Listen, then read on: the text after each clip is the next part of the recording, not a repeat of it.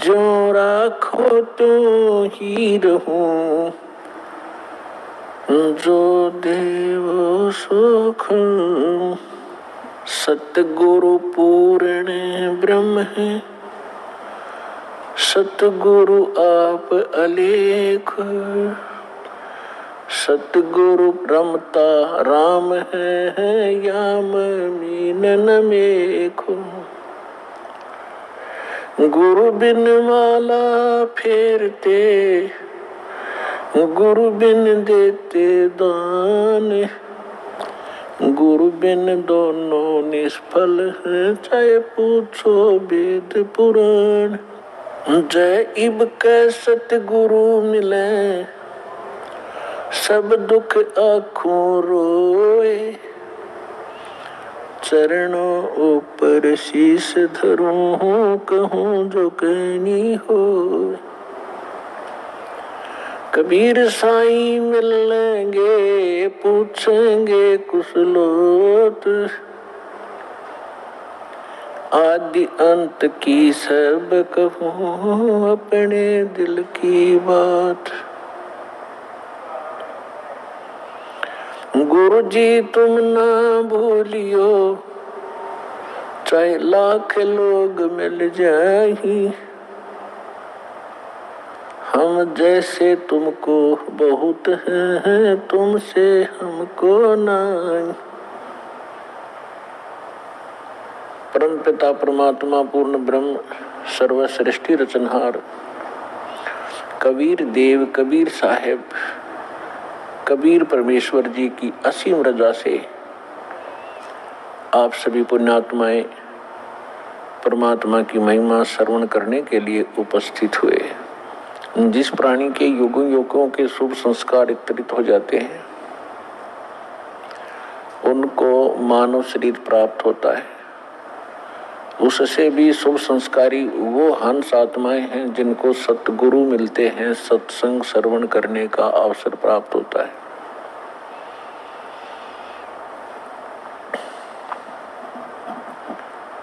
पुण्यात्माओं, आज तक हमें परमात्मा की ABC का भी ज्ञान नहीं था। हम कह भी अध्यात्म मार्ग का नहीं जान पाए। चाहे हम अपने आप को कितने ही विद्वान मानते रहे, चाहे हमने वेदों को कंठस्थ याद भी कर लिया, श्रीमद् भगवद गीता के सभी श्लोक भी हमने रट रखे थे, क्योंकि इसके विषय में परमेश्वर स्वयं आकर ही बताते हैं। गुरु बिन काहू न पाया ज्ञाना, जो थो था उस छड़े मूड किसाना। गुरु बिन वेद पढ़े जो प्राणी, समझ न सारे रहे अज्ञानी। होय होय। परमेश्वर ने 600 वर्ष पहले बताया था कि ये ऋषि महर्षि ब्राह्मण लोग, विद्वान संत मंडलेश्वर, वेदों को कंठस्थ तो याद कर लिया, इनकी प्रभुता भी बनी हुई है। कोई चतुर्वेदी, कोई त्रिवेदी, कोई दिव्यवेदी, कि इन्होंने चारों वेदों को कंठस्थ याद कर रखा है। किसी ने 3 वेदों को, वो त्रिवेदी कहलाता है। किसी ने 2 वेदों को कंठस्थ याद कर रखा था, वो दिव्यवेदी कहलाते थे। अपने आत्माओं, यहाँ परमात्मा कहते हैं कि प्रत्येक प्राणी, प्रत्येक आत्मा, जब से वो परमात्मा कहते हैं मेरे से बिछड़ी है, उसी के तुरंत बाद इसको एहसास हो गया है कि हमसे गलती हो चुकी है और हमारी कोई अनमोल वस्तु हमसे छीनी जा चुकी है और उसके बगैर हम रह नहीं सकते, उसके बगैर हम सुखी नहीं हो सकते। उसको अब हम परमात्मा कहते हैं। तो जिस कारण से इस आत्मा ने उस वस्तु को पाने के लिए एक भरसक प्रयत्न किया और अभी तक वो सशक्त प्रयत्न जारी है। उसके लिए उन्होंने जंगलों में जाना, राज त्याग देना भी उचित समझा। शरीर नष्ट हो जाए, गल जाए, तपस्या कर करके उन्होंने भगवान पाना ही चाहा, पर नहीं मिला। उन्होंने चारों वेदों को कंठस्थ याद कर लिया, पढ़ने लगे थे परमात्मा को खोजने के लिए। फिर वो याद हो गए, क्योंकि पहले शांत स्वभाव के लोग होते थे, वर्तमान की हाहाकार नहीं थी। बार बार के रिपीटेशन से, आवर्ती से ये कंठस्थ हो जाते हैं। तो उन्होंने चारों वेदों को याद कर लिया, और कोई भी कहीं बोलता तो वो तुरंत उसके अध्याय और मंत्र को तुरंत सुना देता, जिस कारण से वो प्रभुता प्राप्त हो गए। और जब प्राणी को प्रभुता प्राप्त हो जाती है, परमात्मा से कोसों दूर हो जाता है, क्योंकि जीव साहब नहीं हो सकता, परमात्मा ही साहब है। अब आप देखते हो हम कितने अज्ञानी हो गए। हम छोटी सी पोस्ट प्राप्त कर लेते हैं, यदि हम कोई सीधा नाम पुकारता है तो हमें दुख होता था, और हमें साहब बोलता तो हम प्रसन्न होते थे, छाती फूल जाती है। इस ज्ञान से पता चलेगा कि साहब क्या है और जीव क्या है। तो कहने का भाव यह है कि वो वेदों के कंठस्थ करने वाले इतने प्रभु बन गए, उनको ब्राह्मण कहने लगे। ब्राह्मण का अर्थ होता ब्राह्मण सोए जिन ब्रह्म पहचाना। ब्राह्मण सोए जो ब्रह्म पहचाने, ब्रह्म माने भगवान, परमात्मा को पहचाने अपने आत्मा यहाँ, क्योंकि ये दातु मार्ग है। पहली कक्षा के बालक भी आते हैं तो ब्रह्म का अर्थ ये ना समझ लेना कि निरंजन ज्योति काल है, नहीं। ब्रह्म का अर्थ वैसे प्रभु होता है, भगवान होता है, राम कहो, साब कहो, ब्रह्म कहो। लेकिन जैसे हम पूर्ण परमात्मा कहते हैं, पूर्ण ब्रह्म कहते हैं, इसका मतलब कोई इनकम्प्लीट ब्रह्म भी है। लेकिन ब्रह्म शब्द पर्याप्त है परमात्मा के लिए। लेकिन यहाँ ये नकली प्रभु घने हो गए, तो इसलिए प्रभु की पहचान जिसने कर ली, ब्रह्म की पहचान जिसने कर ली, वो ब्राह्मण कहलाता है। दास अपने प्रवचनों में बहुत बार पंडितों ब्राह्मणों के विषय में उनकी मूर्खता, अज्ञानता सुनाता है। तो उसमें ये ना समझें कि दास एक ब्राह्मण वर्ण को कह रहा है। ब्राह्मण वर्ण अलग वस्तु है। जैसे एक वैद्य था और वो बहुत अच्छा वैद्य था, नाड़ी पकड़कर तुरंत बता देता था अमुक रोग है, औषधि भी उसके पास कारगर थी, सुप्रसिद्ध हुआ। उसकी एक दो पीढ़ी उसके द्वारा बताई औषधि और उस विधि से वो उपचार करते रहे, वो भी वैद्य कहलाए। लेकिन आगे चल के वो लाखों की संख्या बन गई उनके वंशजों की, और वो वैद्य नहीं है, फिर भी उनका सरनेम वैद्य बन गया। अब कोई कुछ कार्य करता है, कोई कुछ कार्य करता है, वो भी अपने पीछे लगाता है रमेश वैद्य, और काम क्या है उसका, परचून की दुकान। जानता नहीं पेट के दर्द की दवाई औषधि, और लिखता है रमेश वैद्य, तो वो वैद्य नहीं है। और यदि कहीं किसी वैद्य की मूर्खता बताई जाती है कि रोग ये और दवाई ये दे रहा है, ये खाक वैद्य है, तो उस वैद्य को दुख नहीं होता जो परचून की दुकान किए हुए।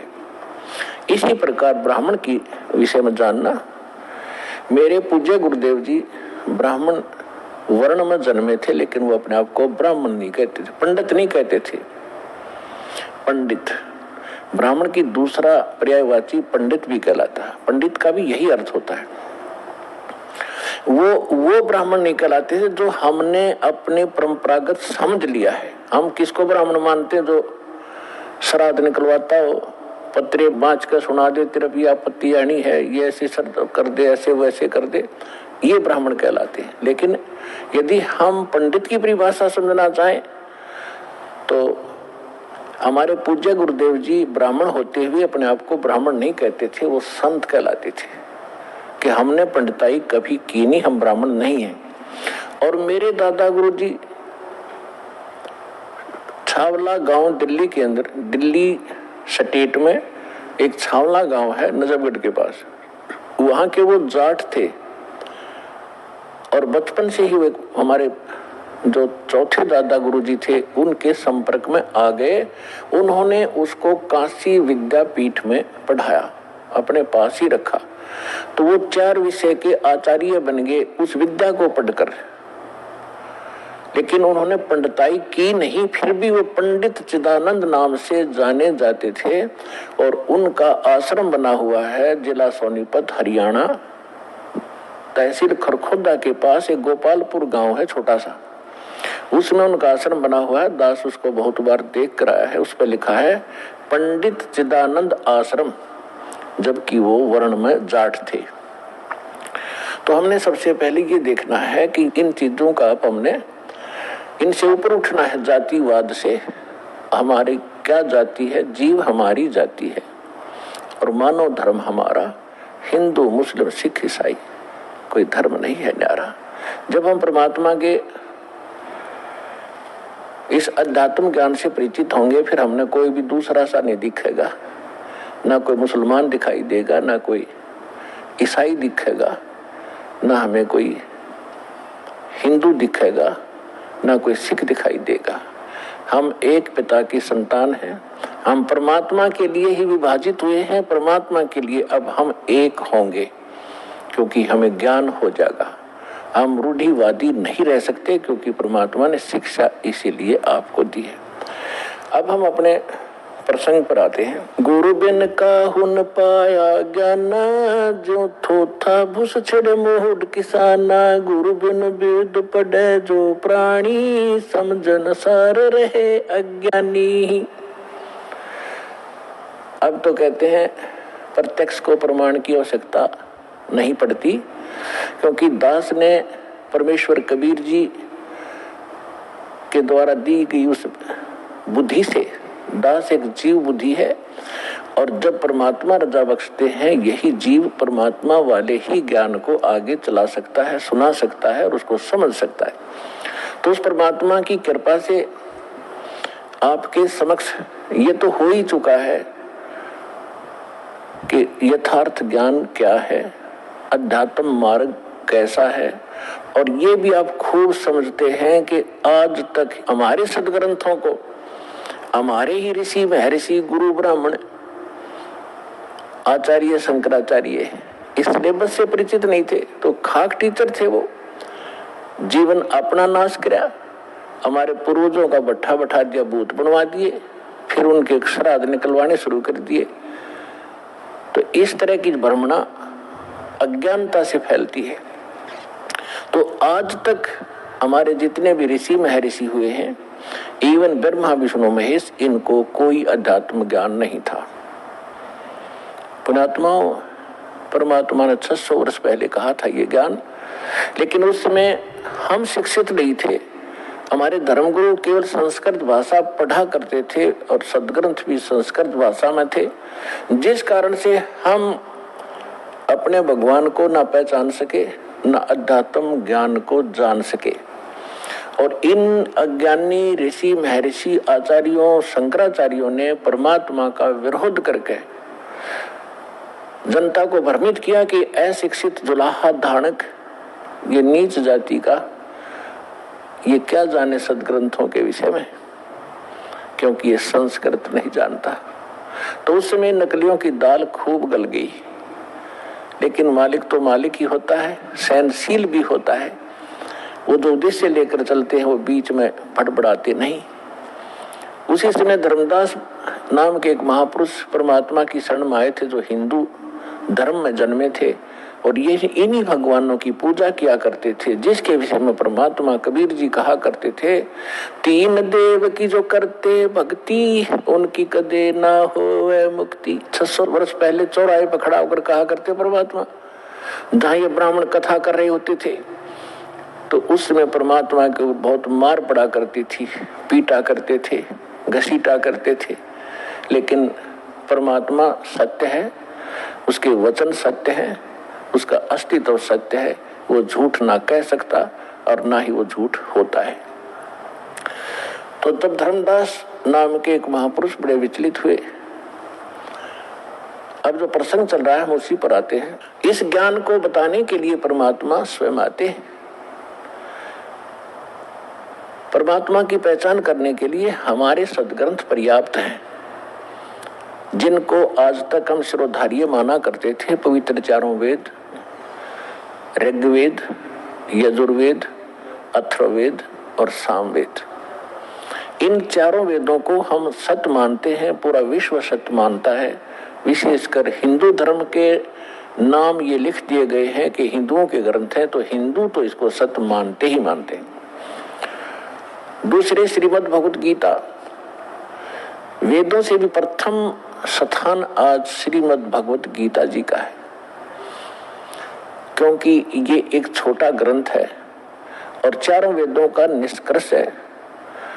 और उसके बाद 18 पुराण।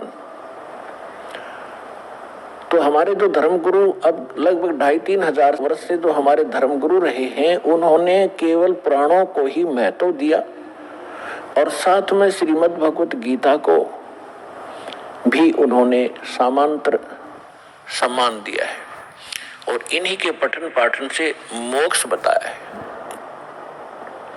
और उन्होंने ये भी कहा है कि हम जो ज्ञान दे रहे हैं इन्हीं ग्रंथों के आधार से दे रहे हैं। तो पुण्यात्माओं, परमात्मा को पहचानना पड़ेगा। जब तक हमें ये विश्वास नहीं होगा कि ये सामने रखा एक चमकीला पत्थर वास्तव में हीरा है, लाल है, इसकी कीमत इतनी है, तब तक हम उसका दाम नहीं लगा सकते, उसका मूल्य चुका नहीं सकते, दे नहीं सकते, उसको ग्रहण कर ही नहीं सकते, क्योंकि वो कीमती इतना है। इसी प्रकार जब तक हम परमात्मा को नहीं पहचानेंगे और हमें दृढ़ विश्वास नहीं होगा कि सचमुच ये है भगवान, तो तब तक हम दृढ़ नहीं होंगे, उसकी कीमत दे नहीं सकेंगे, अर्थात हम उसको प्राप्त नहीं कर सकते।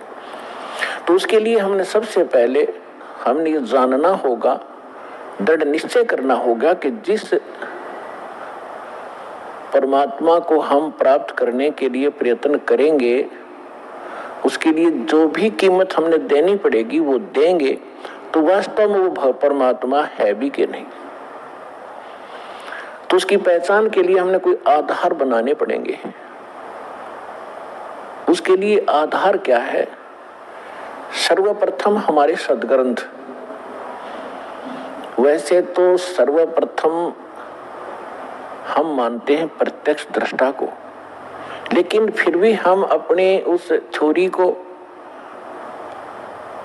हम नकारा नहीं कर सकते, जिसको आज तक शिरोधार्य मानते रहे और सत्य मानते रहे। तो हम पहले थ्योरी फिर प्रैक्टिकल दोनों से हम सिद्ध कर लेंगे कि सचमुच कौन है परमात्मा।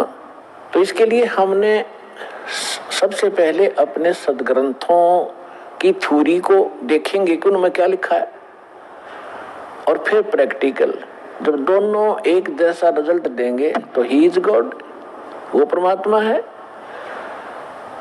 तो पुण्यात्माओं, श्रीमद् भगवत गीता अध्याय नंबर 4 के श्लोक नंबर 32 में 32 में कहा है कि अर्जुन, मैंने अभी आपको अध्याय नंबर 4 के श्लोक नंबर 25 से लेकर 30 तक जिन साधकों और साधनाओं की जानकारी दी है, और वो साधक चाहे कोई देवी देवताओं को पूजता है, उसी को सत्य मानता है, पापनाशक जानता है, कोई स्वाध्याय करता है, कोई तीक्ष्ण अहिंसावादी व्रत ही करके मुंह पर पट्टी बांध के नंगे पैरों घूम कर अपनी साधना को सही मान रहा है। चौथे अध्याय के 32वें श्लोक में कहा है कि इन यज्ञों माने धार्मिक अनुष्ठानों की जानकारी ब्रह्मणे मुखे सच्चिदानंद घन ब्रह्म ने अपने मुख कमल से बोली है। पुण्यात्माओं, दास ने एक शब्द बोला था, गुरु बिन काहुन पाया ज्ञाना, जो थो था बुस छिड़े मूड किसाना, गुरु बिन वेद पढ़े जो प्राणी, समझन सार रहे अज्ञानी। श्रीमद् भगवत गीता चारों वेदों का निष्कर्ष है। चौथे अध्याय के 32वें श्लोक में यहाँ एक ब्रह्मणे मुखे शब्द है।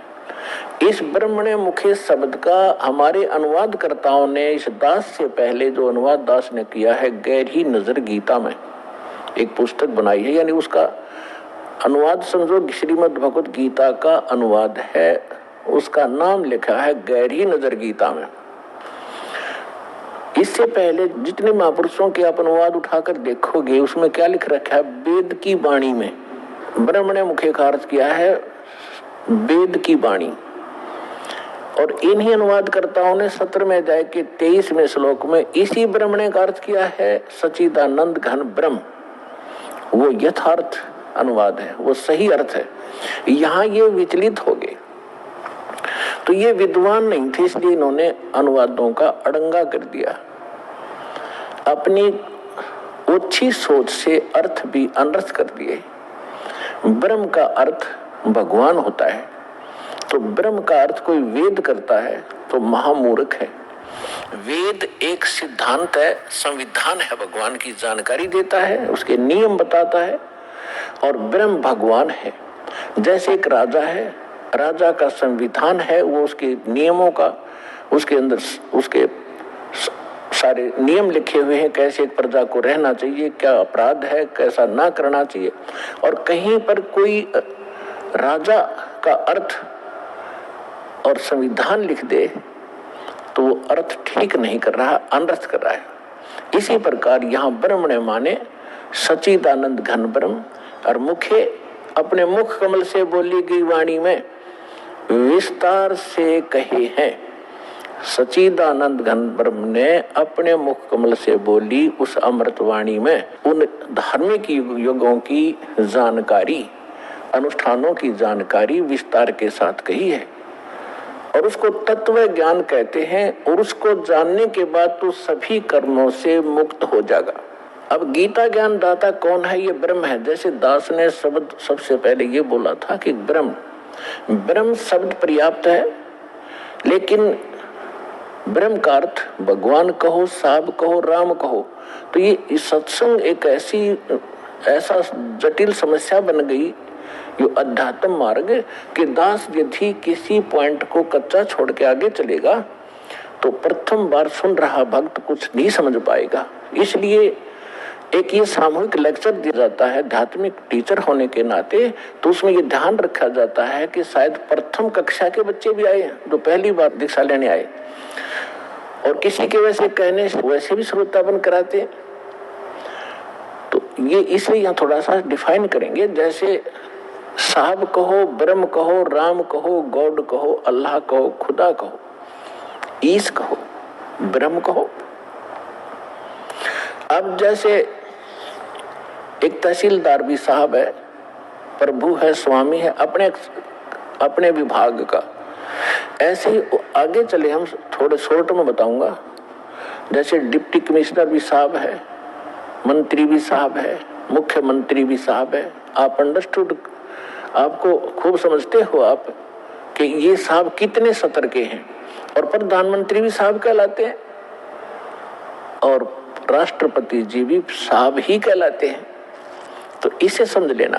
तो ये इसलिए ब्रह्म, अब जैसे मुख्यमंत्री जी हैं, ये एक क्षेत्र के मालिक हैं, स्वामी हैं, ये पूर्ण स्वामी नहीं है, पूरे भारत के स्वामी नहीं है। इसी प्रकार यहाँ जो ब्रह्म शब्द है, ये ब्रह्म है 21 ब्रह्मांड का स्वामी। इसको ज्योत स्वरूपी निरंजन गीता अध्याय नंबर 4 के श्लोक नंबर 32 में स्वयं कहता, मैं काल हूं, ये काल ही है। और काल भी स्वामी है। जैसे एक जेल का सुपरिटेंडेंट, वो जेल का स्वामी है और सुपरिटेंडेंट साहब भी है, ऐसे ही ये काल साहब है, 21 ब्रह्मांड का स्वामी है, या एक जेल है, ये जेल का सुपरिटेंडेंट साहब है, ये समझ लो। तो ऐसी ऐसी इसने 21 जेल बना रखी है, एक ब्रह्मांड भी ये जेल है। तो ऐसे ये 21 ब्रह्मांड का साहब है, ये ब्रह्म है, लेकिन ये कंप्लीट ब्रह्म नहीं है, ये पूर्ण ब्रह्म नहीं है, इसलिए ब्रह्म शब्द बोला गया। तो यहां प्रत्येक इसके अंग को हमने समझने के लिए ऐसे करना पड़ेगा। तो इस ब्रह्म ने श्रीमद् भगवत गीता का ज्ञान श्री कृष्ण जी में प्रवेश करके, जैसे को प्रेत बोलती है किसी के अंदर, ऐसे बोला। ऐसे ही इस काल ने एक ब्रह्मा कुमारी पंथ चलाया अभी 100 वर्ष पहले लगभग, और उसमें एक प्रेत आता है, वो कहता है अहम ब्रह्मास्मि, मैं ब्रह्मा हूं। कभी कहता है अहम शिवोहम, मैं शिव हूं। ये एक प्रेत का चलाया हुआ है, और वो प्रेत कभी ब्रह्मा की पदवी पर था। जैसे कोई गांव का प्रधान सरपंच रिटायर हो जाता है, उसको अगली बार नियुक्त नहीं किया जाता, तो लोग फिर भी उसको सरपंच साहब कहते हैं, प्रधान साहब बोलते हैं, वो राज्य रहा है। और वो भी कहीं मिलता है, कोई कहता भी कौन है, फलाना सरपंच हूं, और जब वो सरपंच नहीं होता, तो ऐसे ही दास ने कबीर परमात्मा से प्राप्त उस ज्ञान को आगे बढ़ाया है, as it is, as a tape recorder. Das का इसमें इतना ही योगदान है कि दास को परमात्मा का जो अंतःकरण टेप रिकॉर्डर ठीक कर दिया उस परमेश्वर कबीर जी ने, और उसमें अपना ज्ञान भर दिया, दास बोल के सुना रहा है रिकॉर्ड करके, इतना सा योगदान है। तो ऐसे दास बहुत बार बताता है आपको कि ये ब्रह्मा विष्णु महेश जो वर्तमान में या 3 लोक के एक एक विभाग के मिनिस्टर हैं, साहब हैं, इतने राम हैं, इतने भगवान हैं, ये इनकी भी मृत्यु होगी, और ये मृत्यु को प्राप्त होकर आम जीव की तरह 84 लाख योनियों में, प्रेत योनियों में भटक रहे होंगे, और अन्य पुण्य आत्माओं को फिर से काल अपनी दुर्गा पत्नी से जन्म दे करके उस पदवी पर बैठा देता है। तो उनमें से ये पंथ चलाने वाला जो ब्रह्मास्मि में शिवोस्मि, तो ये वो भूत है जो कभी ब्रह्मा के पद पर रहा है, अब उसका अस्तित्व